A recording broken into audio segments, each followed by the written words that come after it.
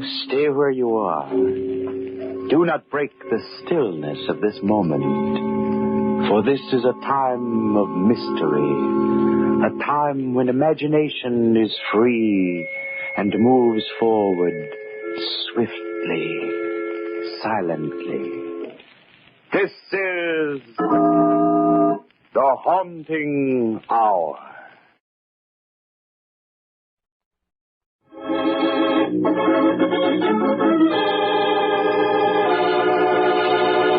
Murder wears a strange mask.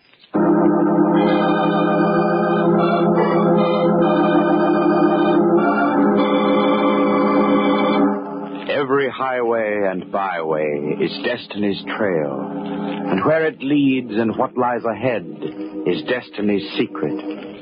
Down a dark road speeds a car, bearing in it two who are destiny's children. Oh, they don't know it. To themselves, they are two people on their way to a masquerade ball.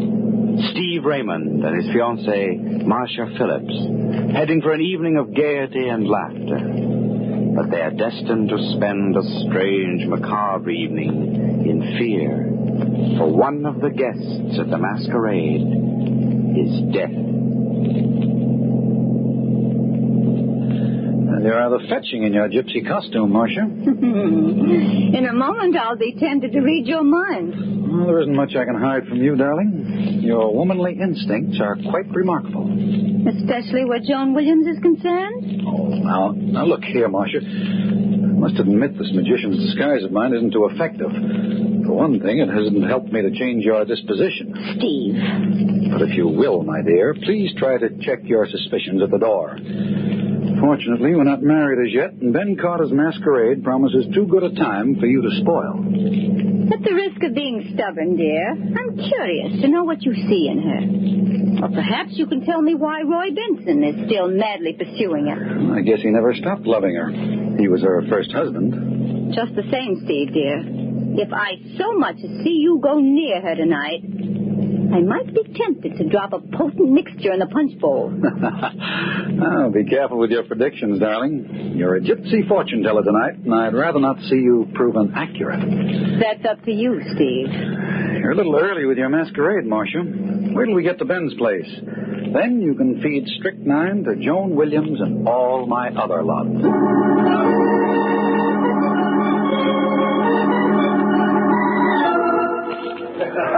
Oh, hello, Steve. Marcia. Oh, pardon me. I'm not supposed to know who you are. That wasn't fair, Ben. What else could we expect from my partner, dear? He knows every hair on my head. Well, don't share. I won't give you away. Well, you both look perfect. You've adopted a rather simple costume, Ben. I've used this clown suit for 15 years. It's a durable disguise. Good heavens. What's that fellow in the black tights and shirt supposed to be? No, he's posing as the Royal Executioner. Who can it be, Steve? It's hard to tell from here. I don't seem to recognize him. Steve, I've simply got to find out who that executioner is. Oh, now, Marcia. He's just over there. Can't you wait till midnight? Quiet, here he is. Why, I beg your pardon? Good evening. That's a very unusual costume you're wearing. Thank you. I merely borrowed it from a friend of mine. I hope it's effective. Your voice, it's quite familiar. Oh, now, Miss Phillips, don't you recognize Steve Raymond's rival for Joan Williams' hand? Roy Benson. Of course. I follow Joan everywhere, and especially on a night such as this. I couldn't resist seeing her dressed as Cinderella. And in a very charming costume, too, no doubt. Oh, but naturally, my wife, I beg your pardon, my former wife, has a talent for being beautiful. Now, what sort of executions do you have a hand in, Roy? Oh, no special method, Steve. I've really no preference. Hush, gentlemen. The dream approaches. Cinderella. Oh, my, what a charming trio. A magician, a gypsy, and an executioner. You're looking lovely, my dear. Thank you, Roy. How are you, Marcia? I don't know. As yet. How are you, Steve, dear? Looking for a glass slipper, Cinderella? And perhaps a way to break our engagement. Perhaps. Quiet, everyone. Ben's getting ready to speak. Ladies and gentlemen of the masquerade, as master of the revels, I welcome you to the ball. You've been asked here, disguised in the roles for which you have all longed these many years. You are all strangers to one another, your identity known only to yourselves. Thus you will remain till midnight. But till that hour, The mystery of the unknown is yours. The excitement of living a dream is in your hands. I see a magician here, a peasant, a statesman, a clown such as myself, and, oh, there's Cinderella, who at midnight will find that dreams must end. But until the clock strikes, give yourselves to music and wine and dancing.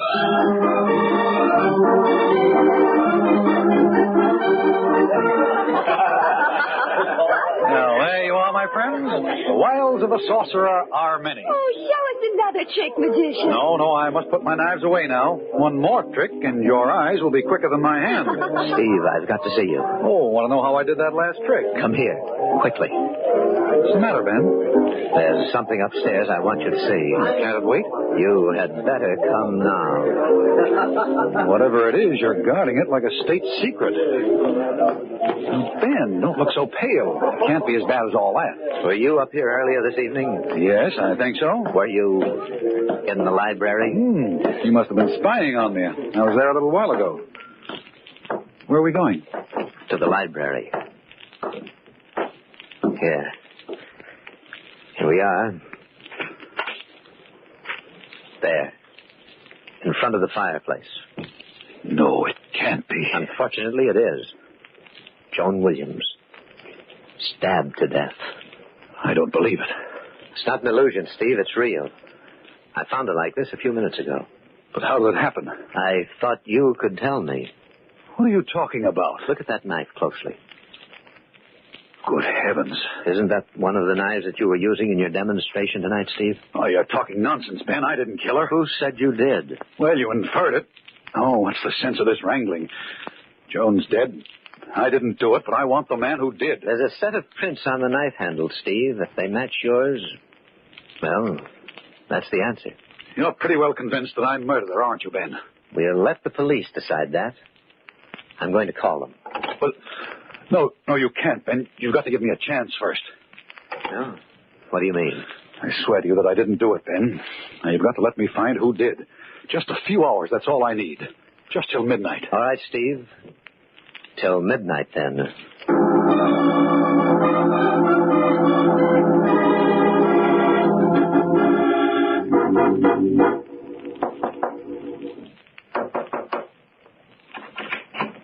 Hello, darling. Who's in the library with you? Oh, come in quickly. Ben told me that you were hiding away in here. No!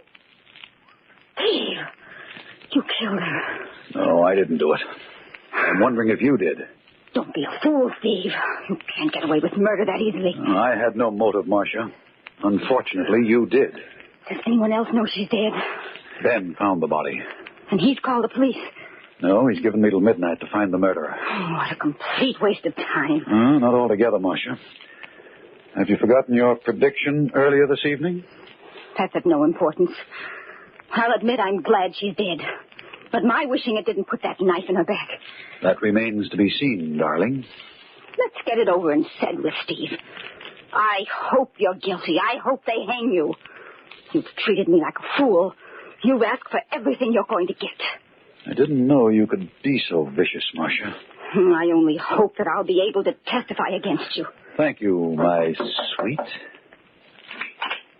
I'm not interrupting, am I? No, I'm leaving. Good luck, Steve. Don't go too far away, Marcia. You might be very helpful to me. I'll be here when the police come. So long, Marcia. Well, we both lose, Roy. Yes, so Ben told me. He also said he thinks you did it, but I don't agree. Thanks. But how about some evidence? Haven't you any ideas at all? No, but that executioner's costume of yours worries me. I'm sorry, Steve, but this is my night off. My record's as clean as yours. How about Ben? I can't figure out a motive for him. Well, he's my business partner. He might be trying to pin this on me. Very weak, old pal. Did you have a motive? Well, I wanted her to marry me again, but she refused. Said she was waiting for you to make up your mind. The police could claim I killed Joan to get her out of the way. Oh, they'll dream up some motive. I'll tell you what I'll do, Steve. I'll come in with you. I don't think you did it, and I've as much at stake as you in finding the murderer. Thanks, Roy. But we've got to work fast. I want to talk to Marcia. She had a pretty good motive for killing Joan. Yes, jealousy is still fashionable, Roy. That's a good lead. You'd better quiz Ben. See what you can find. He's been pretty anxious to call the police. I wonder what he's hiding. Suppose you rattle a skeleton or two in his closet, Steve. Maybe we'll come up with a murderer.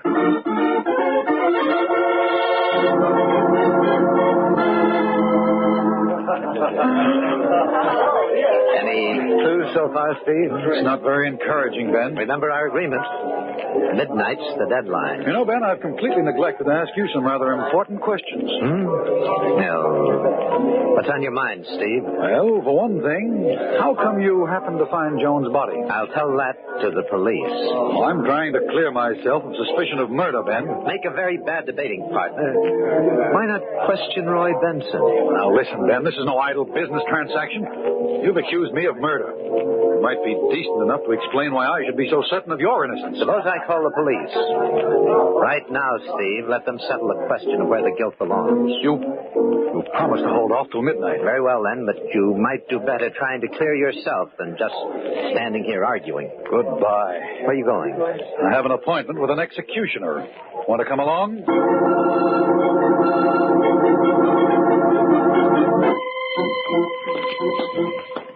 Is Roy waiting in the library? Yes. That's strange. What's wrong? The door's locked, but the key is in the lock. Here, let me open it. Here we are. Ben, look, there by the table. Great Scott. It's Benson. We're too late. He's dead. It's horrible. The bullet did a thorough job. Strange we didn't hear the shot. I used a silencer. It's still on the gun. No, don't touch it, Ben. Leave it for the police. I want to apologize, Steve. You're completely innocent. How do you know? Well, it's obvious now. Roy killed Joan probably because he was incensed at her refusal to marry him again. Then he committed suicide at the realization of what he'd done. Well, that's a logical explanation, Ben, and it clears me completely, but I can't accept it. Why not? Because Roy didn't commit suicide. Steve, look at the layout of the room yourself. The gun's in his right hand. He was shot in the right temple. And the body of his victim's beside him. Very neat deduction, but you left out the one flaw.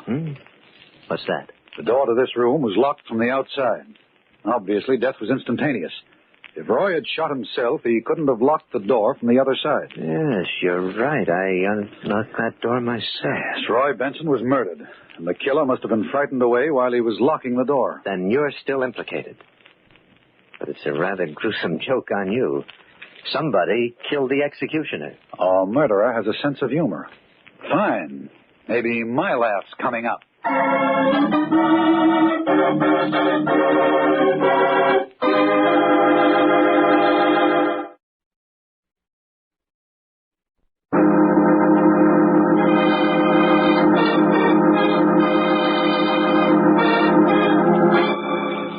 Destiny's Highway has led Stephen Raymond and his fiancée, Marcia Williams, to the home of Steve's partner, Ben Carter, where a masquerade ball is in progress. It is a house of gaiety. Music and laughter pervade the lower floor.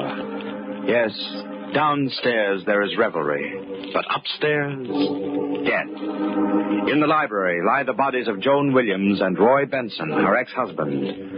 Steve Raymond, who has come to the masquerade dressed as a magician, is the chief suspect. For while Roy Benson was shot, the knife found in Joan Williams' body was used in Steve's magic act.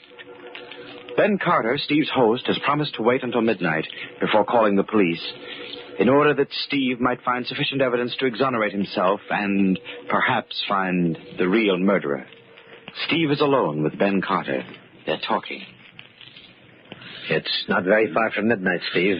Well, until they unmask Ben, I have a chance to find the murderer. The same person killed them both. The knife that killed Joan was yours. But whose gun was it? Well, the police can trace the registry. That's impossible. The serial number was filed off. How do you know that? I examined the gun while we were upstairs. But I had told you not to, Ben. I wanted the police to find things untouched. I was only trying to help you, Steve.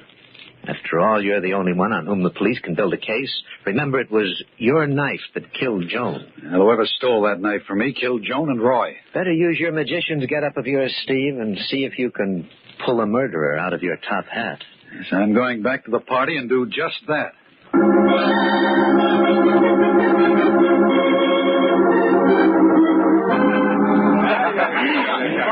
You must be a real magician. Yes, madam, I'm a successful stockbroker. Same thing. How about Not another chick. Oh, I'm sorry, but I've concluded my last performance. For a long while, I'm afraid. Steve, I've got something to tell you. What is it? I can't tell you here. Come into the next room. All right.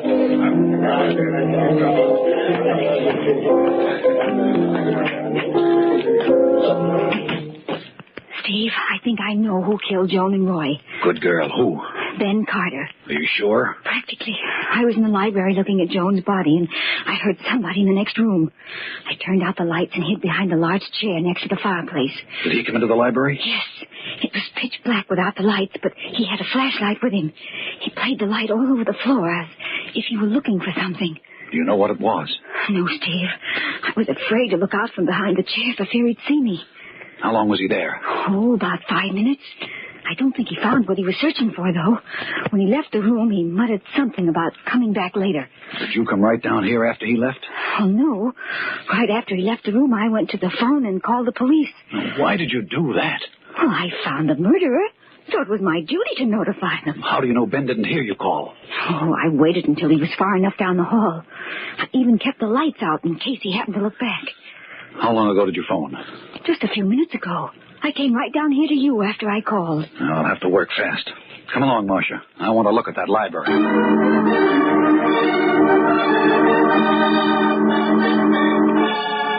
Oh, no light showing under the door. Let's go in. Nothing's been touched since I was here. Now, what could Ben have been searching for? Well, perhaps he dropped something when he killed Joan and Roy. Yes, possibly, but what? Steve, look. There. Under that chair near the fireplace. Yes, I see it. What is it? A large black button. I recognize that. Didn't you notice that one of the buttons on Ben's clown suit was missing? Yes, you're right, Marcia. There. Doesn't that prove his guilt? Well, not necessarily. The thing that still interests me is his certainty that my fingerprints are on the handle of the knife that killed Joan. Well, how could it have been used without disturbing your prints? By wearing gloves and using the blade part of the knife for throwing. That's very clever of you, darling. If my prints are still on that knife handle, they were placed there when I used the weapon in my little act downstairs. When it was stolen from me, the prints were very carefully preserved. What are you going to do? I'm going to make a call, try to get some information on fingerprints. Let me have the inspector, please. Wait a minute. Someone's on the other extension. Who is it? Ben. He's decided not to wait till midnight as he promised me. He's a little worried. Listen. Inspector Boland, this is Ben Carter, 116 Ocean Road. Yes, Mr. Carter. There have been 2 murders in my house. You'd better send someone out immediately. 2 murders? Both at the same time? No, they happened separately. What's going on up there? Please hurry. The murderer is still in the house. I'll watch him till you get here. We'll lock the doors. I want no one to leave before I get there. Crazy? He's giving himself up. I'm afraid he's not, Marcia. He's determined to prove me guilty. Oh, he hasn't a chance. Hasn't he? What proof do we have? Well, I saw him in this room. When Joan and Roy were killed? Of course not. But why was he sneaking around in here looking for this lost button? Well, whatever the reason, I'm afraid my goose and I are cooked quite thoroughly. Oh, no, you're not. Hey, where are you going? What? There's someone at the door. I think you ought to know I called the police. They'll be here shortly. Yes, I know. We heard you on the phone, Ben. I wouldn't advise either of you to leave the house. Why don't you stop all this pretense, Ben? We know you killed Joan and Roy. Marcia's still loyal to you, Steve. I was behind this chair earlier this evening when you came up here prowling around with a flashlight. Well, why didn't you help me find what I was searching for? Was it this? Yes. Yes, the button from my costume. Please give it to me. Oh, no. This goes to the police. Well, don't be absurd, Marcia. I lost it up here before the ball began. I'm sorry to contradict you, Ben, but it was on your clown suit when we first came tonight. Oh, right. Thanks for calling the police, Ben. All right, I admit I lost it up here after Joan and Roy were killed. I wanted the button back because I knew it would look suspicious if the police found it. Mm-hmm. It's midnight. I have to end the masquerade. Yes, and we mustn't delay the master of the revels. Coming, Steve? Yes, might as well, Ben. We'll keep an eye on one another until the police decide which one of us is the murderer.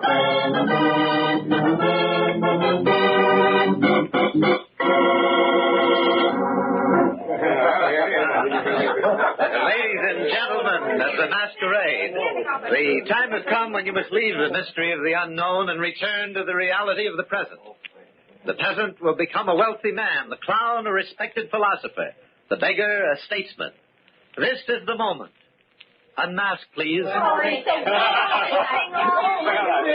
the police are in the hall. Take care of them for a minute, Steve. I'll be right back. Oh, I'll give them all the clues they require. Well, what's the delay? Mr. Carter will be here in just a moment, Inspector. My name's Steve Raymond. I believe that Mr. Carter considers me the principal suspect. Did you do it? No. I hope you'll believe me. I believe no one, only evidence. Would you care to see the bodies? I want to see Mr. Carter first. Come on, Inspector. That came from the garden. And that's where we're heading for. Let's go.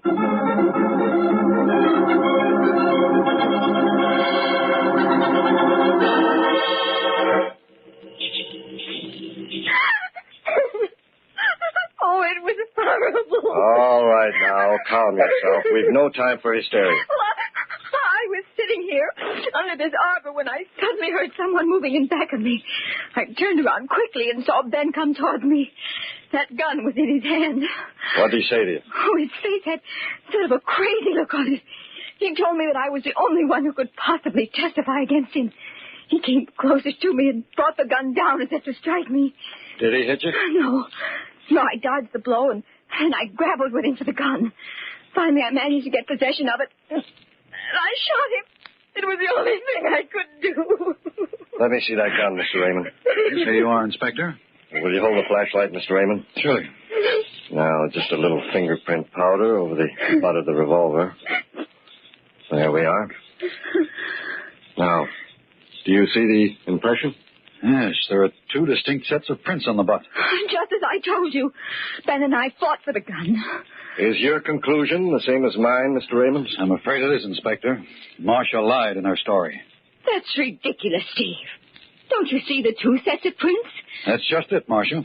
If you and Ben had fought for possession of the gun, the two sets of prints would have been smudged and blurred. Not distinct and clear as they are now. It was very convenient of you to tell that story. Why'd you try to kill this man? Try? He's dead, isn't he? Not quite. Fortunately for him, one bullet missed and the other just creased his scalp. He'll be around shortly and in fine shape to testify against you. This was your second mistake, Marcia. I first became suspicious of your sudden reformation in my behalf when you told me you dialed the police telephone number in the darkened library. I was convinced you hadn't phoned when we listened in on Ben's call to police headquarters. It was obvious from the inspector's reaction that it was the first report of the murders he had had. Watch out, young lady. Don't make me chase you through the garden. I'm not that young anymore. Let go of me. Go of me. Of course I killed him. Joan was a worthless fool trying to take you away from me. I stole your knife and used it the way you guessed I did. Your prints were on the handle, but Ben didn't know for certain whether they were yours. Why did you kill Roy? He accused me of killing Joan, and he told me that he had the proof to back up his charge, and I couldn't take a chance. If I hadn't locked the door, you would never have guessed that it wasn't suicide. One mistake is all that's needed, young lady. Well, Mr. Raymond, I guess that's about all. Yes, Inspector. I'm afraid the masquerade is over.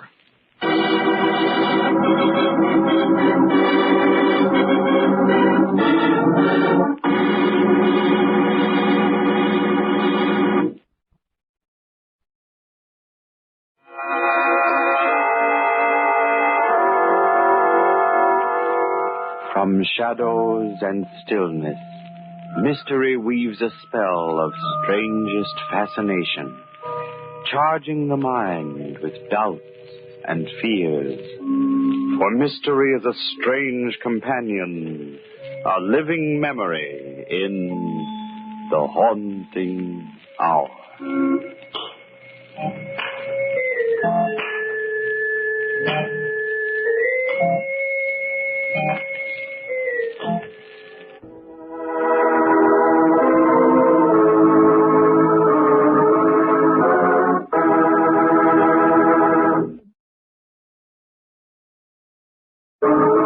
Spooky Ventures is the home for spooky content and spooky merchandise on the web.